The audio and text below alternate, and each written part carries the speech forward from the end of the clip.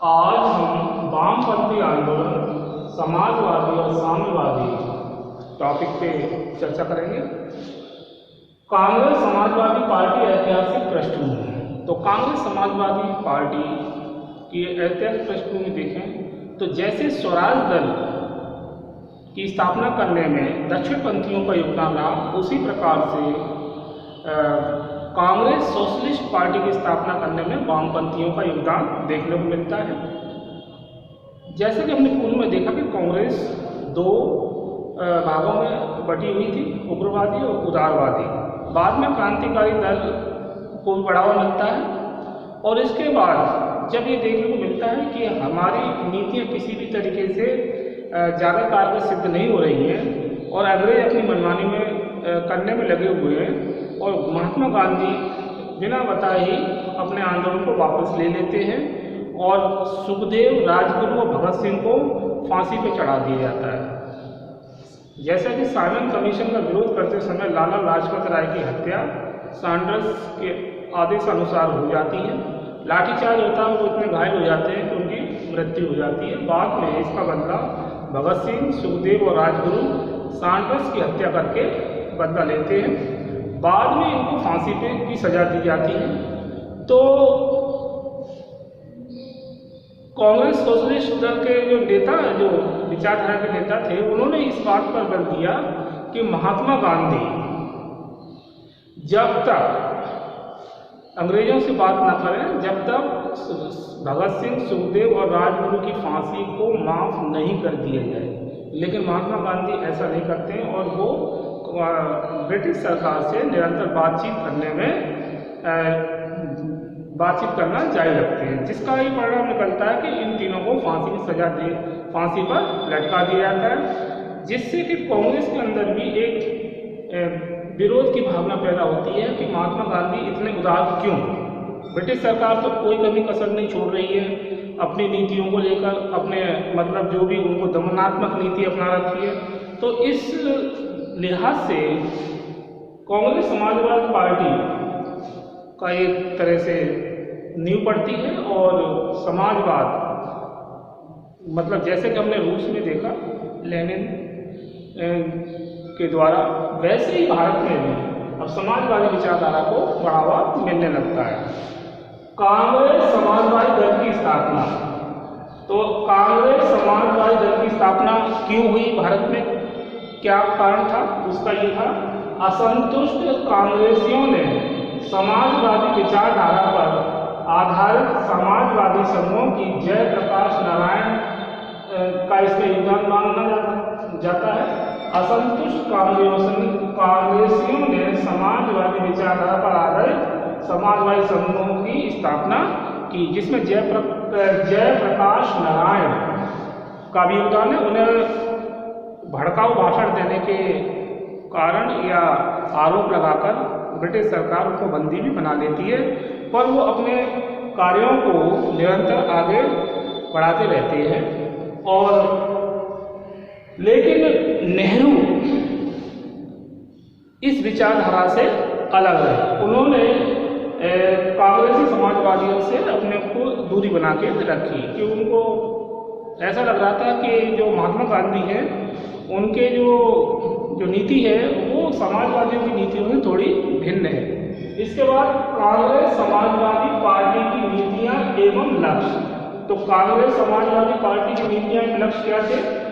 Congress Samajwadi party की नीतियां, लक्ष्य अलग अलग थे, मतलब एक लक्ष्य नहीं था, अलग अलग लक्ष्य थे। कुछ उदारवादी, तो कुछ सदस्य, कुछ तो उदारवादी थे तो कुछ सदस्य मार्क्सवादी एवं फेबियनवादी विचारधारा के भी थे। 1940 ईस्वी में पुराने कम्युनिस्टों ने समाजवादी पार्टी से नाता तोड़ना शुरू कर दिया था। तो इससे यही निष्कर्ष निकलता है कि जो समाजवादी थे, कांग्रेस समाजवादी पार्टी के सदस्य, उनकी विचारधाराएं अलग अलग थी और उनके कुछ तो उसमें उदारवादी थे, कुछ मार्क्सवादी थे और कुछ फेबियनवादी विचारधारा के थे। लेकिन पुराने तो कम्युनिस्टों ने समाजवादी पार्टी से अपना नाता तोड़ना शुरू कर दिया था। इसके बाद पार्टी का कार्यक्रम। तो पार्टी के कार्यक्रम में देखेंगे, समाज के उत्पादक वर्गों के हाथ में सत्ता का हस्तांतरण करना। ये इनका कार्यक्रम था कि उत्पादक वर्गों के हाथों में सत्ता का हस्तांतरण करना, विदेशी व्यापार पर राज्य का एकाधिकार करना और जमींदारों एवं शोषक वर्गों का उन्मूलन। तो ये इनका कार्यक्रम था, क्योंकि इनका मानना था कि जब तक जो हमारा जो उत्पादक वर्ग है उसको शक्ति प्रदान नहीं की जाएगी तो वो कमजोर बने रहेंगे, और विदेशी व्यापार जो पर राज्य एकाधिकार करे, क्योंकि इससे क्या है कि आर्थिक शोषण को बढ़ावा मिल रहा है, और जमींदारों और इन शोषक वर्गों का उन्मूलन भारत से पूर्ण रूप से किया जाए। क्योंकि रूस में हमने देखा कि जैसे रूसी क्रांति होती है तो उसके बाद सरकार ही पूरा अपना अधिग्रहण कर लेती है, वैसे ही भारत में भी यही चाह रहे थे कि जो जमींदार वर्ग लंबे समय से भारत की जनता का शोषण कर रहे हैं और उनका भी उन पर रोक लगे और शोषक वर्गों का पूर्ण रूप से उन्मूलन हो। तो ये पार्टी का कार्यक्रम था। इसके बाद है कांग्रेस समाजवादी दल की उपलब्धियां। तो कांग्रेस समाजवादी दल की उपलब्धियां क्या थी?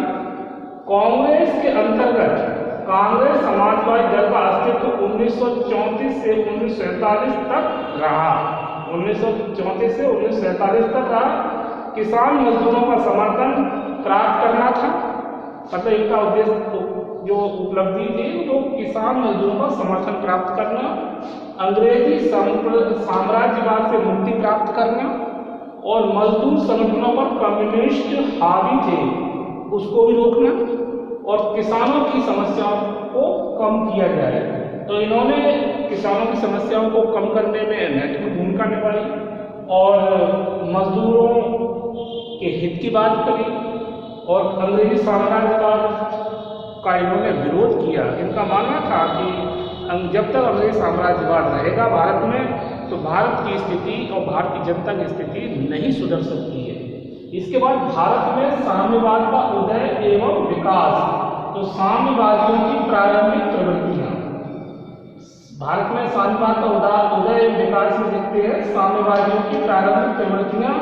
तो प्रथम विश्व युद्ध की अवधि में रूस की महान समाजवादी जो क्रांति जो हमें देखने को मिलती है, अक्टूबर में समाजवादी क्रांति में अंतर्राष्ट्रीय इतिहास में एक नए युग की शुरुआत की। तो जो फर्स्ट वर्ल्ड वॉर चल रहा था उसी दौरान रूस में एक महान समाजवादी क्रांति ने अंतर्राष्ट्रीय इतिहास में एक नए युग की शुरुआत की, जिसके प्रभाव में भारत भी अछूता नहीं रहा। यानी भारत तो भी प्रभाव पड़ा, जब रूस पे प्रभाव तो भारत पे भी, क्योंकि उस समय जो पूंजीवादी वर्ग था वो जनता का शोषण करने में लगा हुआ था। तो इसी के विरुद्ध रूस में रशियन रेवोल्यूशन हमने देखने को मिला। वैसे भारत में ये अछूता नहीं रहा, भारत में भी इसका सकारात्मक प्रभाव पड़ा। कांग्रेस ने भी जन आंदोलन का सहारा लिया। राष्ट्रीय कांग्रेस के वाम पक्ष से भी साम्यवाद को पनपने में सहायता मिली।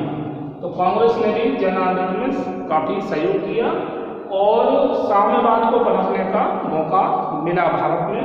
17 अक्टूबर 1920 में ताशकंद में हिंदुस्तान की कम्युनिस्ट पार्टी की स्थापना की गई। 1920 17 अक्टूबर 1920 में ताशकंद में भारतीय हिंदुस्तान की कम्युनिस्ट पार्टी की स्थापना की। इसके सदस्य M.N. रॉय, A.N. मुखर्जी और मोहम्मद अली थे। और भी थे लेकिन इनका नाम आता है M.N. रॉय, A.N. मुखर्जी और मोहम्मद अली। तो हमने देखा साम्यवादियों की प्रारंभिक प्रवृत्तियों में। इसके बाद भारत में कम्युनिस्ट ग्रुप। तो भारत में कम्युनिस्ट ग्रुप बंबई प्रादेशिक कांग्रेस कमेटी के अंदर एक रेडिकल ग्रुप बनाया गया। बंबई प्रादेशिक कांग्रेस कमेटी में के अंदर एक रेडिकल ग्रुप बनाया गया, जिसका उद्देश्य ये था कि अधिक से अधिक समस्याओं को कम किया जाए। और 1921 और 22 में बंबई, मद्रास, लाहौर और कानपुर में कम्युनिस्ट केंद्र अस्तित्व में आ चुके थे।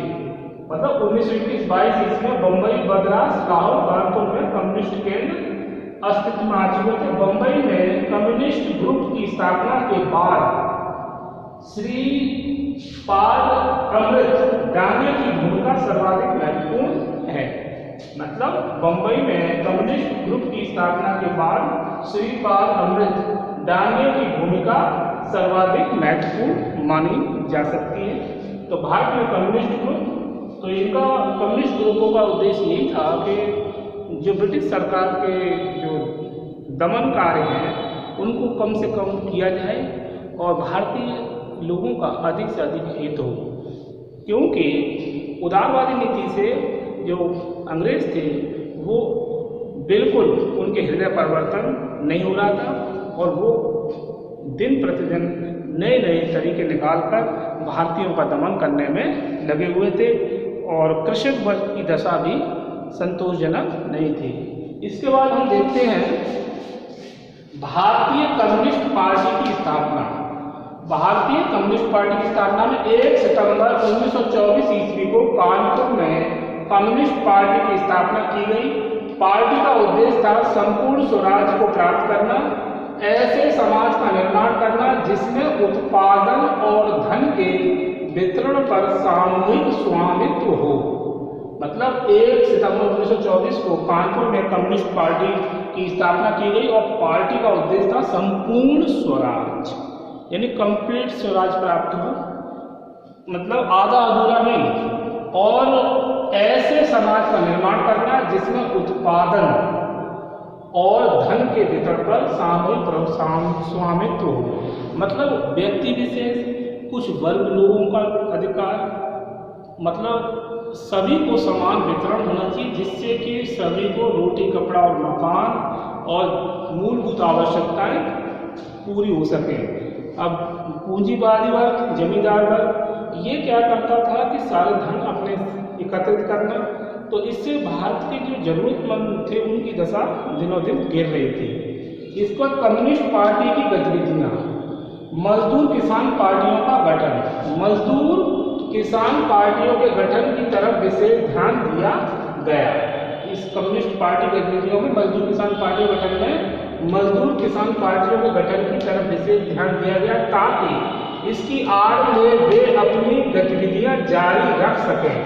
तो मजदूर किसान पार्टियों की आड़ में कांग्रेस, जो कम्युनिस्ट थे, जो कम्युनिस्टवादी थे, वो अपनी गतिविधियों को निरंतर आगे बढ़ाए रखना चाहते थे। वही चाहते थे कि किसी प्रकार से समस्या का समाधान अतिशीघ्र जारी रख सके। मजदूरों, किसानों, युवकों में प्रगतिशील विचारों का प्रसार करना भी इनका मजदूर किसान पार्टी का प्रमुख उद्देश्य रहा। तो इसलिए मजदूर किसान पार्टी का गठन किया गया।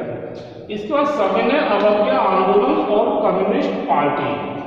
तो इस आंदोलन के समय कम्युनिस्टों ने रेड ट्रेड यूनियन कांग्रेस गठित कर ली थी। आंदोलन को व्यापक एवं उग्र बनाने का प्रयास किया गया। तो सविनय अवज्ञा आंदोलन जो चल रहा था उस समय कम्युनिस्टों ने एक रेड ट्रेड यूनियन का गठन किया। उनका यही उद्देश्य था कि अपने जो लक्ष्य हैं, उद्देश्य हैं, और उनको प्राप्त किया जाए और भारत में जो अंग्रेजों की जो विरोध नीति है उसको कम किया जाए और किसानों मजदूरों का अधिक से अधिक लाभ उनको दिलाया जाए। तो आंदोलन को व्यापक एवं बनाने का प्रयास किया गया रेड ट्रेड यूनियन के द्वारा। संयुक्त मोर्चे की स्थापना। संयुक्त मोर्चे की स्थापना के फलस्वरूप अखिल भारतीय ट्रेड यूनियन कांग्रेस भी पुनः शक्तिशाली बन गई थी। तो संयुक्त मोर्चे की स्थापना से क्या हुआ कि अखिल भारतीय ट्रेड यूनियन कांग्रेस भी पुनः शक्तिशाली बन जाती है और इससे भारतीयों को लाभ भी होता है। द्वितीय विश्व युद्ध और कम्युनिस्ट पार्टी। विश्व युद्ध को साम्राज्यवादी युद्ध घोषित करते हुए राष्ट्रीय आंदोलन को तेज करने और ब्रिटिश साम्राज्य को उखाड़ फेंकने की अपील की गई। द्वितीय विश्व युद्ध, सेकेंड वर्ल्ड वॉर चल रहा था और उसमें भारत की आर्थिक स्थिति बहुत कमजोर होती जा रही थी क्योंकि ब्रिटिश सरकार अपना सारा जो खर्च थी वो भारतीयों को इलाज देती थी। जबकि और भारतीय सैनिक दूसरे अंग्रेजों की तरफ से लड़ रहे थे और लेना देना कुछ नहीं, लेकिन आर्थिक रूप से और अपने शारीरिक रूप से बहुत क्षति उठानी पड़ती थी। तो कम्युनिस्ट पार्टी ने क्या उद्देश्य बनाया कि ब्रिटिश साम्राज्य को भारत से शीघ्र अतिशीघ्र उखाड़ कर फेंक दिया जाए। भारत छोड़ो आंदोलन और कम्युनिस्ट पार्टी। तो भारत छोड़ो आंदोलन का विरोध करने कारण अनेक कांग्रेसी नेता कम्युनिस्ट पार्टी से नाराज हो गए थे। भारत छोड़ो आंदोलन का विरोध करने के कारण अनेक कांग्रेसी नेता कम्युनिस्ट पार्टी से नाराज हो गए और दूसरे महायुद्ध की समाप्ति के बाद कांग्रेस ने कम्युनिस्टों को कांग्रेस के तमाम निर्वाचित पदों से निष्कासित कर दिया और धीरे धीरे अन्य कम्युनिस्ट नेताओं ने